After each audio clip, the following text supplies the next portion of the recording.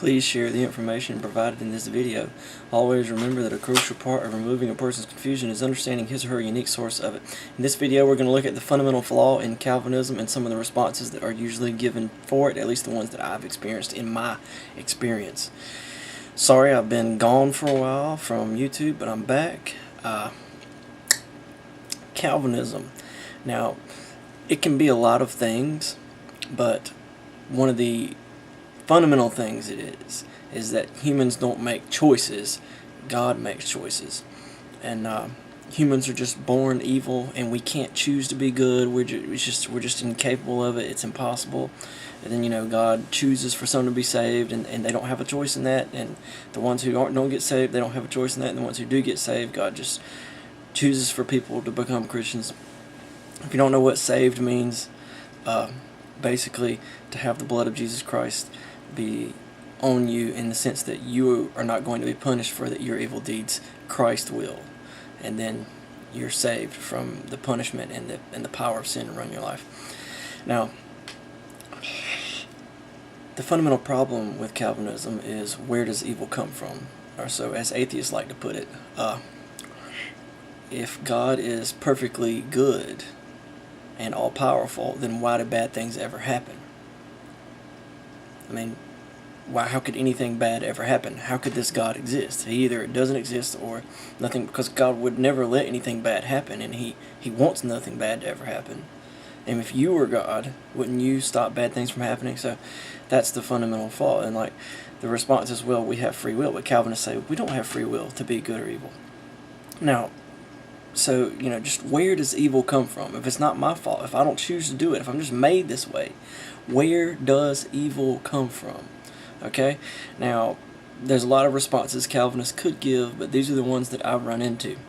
And every once in a while, you have a Calvinist who'll just say, God is evil. And they'll actually defend that. Sometimes they'll twist the Bible somehow or something. And to just defend the notion that it's just an evil God and that's the way it is. The problem with that is, the quick answer is just, well, why do you worship this God? Or or you could say it this way: could you imagine a greater being? Yes, you could. Yes, you could. Okay. The more common response from the big shot Calvinists is the two sides of the mouth response. So out of one side of their mouth, they'll affirm that we don't have the will to choose good or evil, and out of the other side of the mouth, they'll affirm that we do.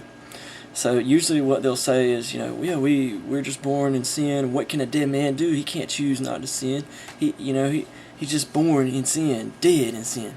We're not living in sin. We're just dead. Sin is death, And then you say, well, where does evil come from? Is God to blame for our evil deeds? Is our Creator, who made us this way, is evil His fault? And they'll say, well, there has to be some kind of human responsibility. Okay? And see, that's just a word game that, people like John MacArthur or David Platt, they'll just go for the word game. I've seen them, in videos. I don't know them. But they'll just, out of one side of their mouth, they'll say one thing, and out of the other side of the mouth, they'll say something that contradicts it, and give no explanation, and just treat it like it was just like that. Yeah, that makes perfect sense. No, responsibility means the ability to respond. Dead people don't have the ability to respond. Okay? Next, people will just say, don't ask that. That question's off limits. Or I've even had one Calvinist, he said, please stop asking me that question and ask me questions about Bible verses. So this is a response that kind of comes from Romans 9. And who are you to question God? And it's like, well, you're assuming that God exists. And understanding God logically involves asking questions about God and pursuing answers. So there's an equivocation on what the word question means. The word question can mean sort of rebel and interrogate, or it can just mean try to understand better. And I'm not really questioning God. You're assuming the Calvinist God is God. What I'm questioning is Calvinism. But you just say it's off limits for me to question Calvinism and say that questioning Calvinism is questioning God. See, what you're doing is begging the question. You're asking me not to ask a particular question. Ooh, that question's off limits. Well, that works for Islam, does it not? Oh, is the Islamic God really real? Well, no, you can't ask that question. That question is off limits. Is the Mormon God really real? No, you can't ask that question. Off limits. Is Thor really real? Oh, yeah, you can't ask that question. That's an off limits question. You just got to believe in Thor. Does that work for Thor? No, then it doesn't work for your Calvinist God either.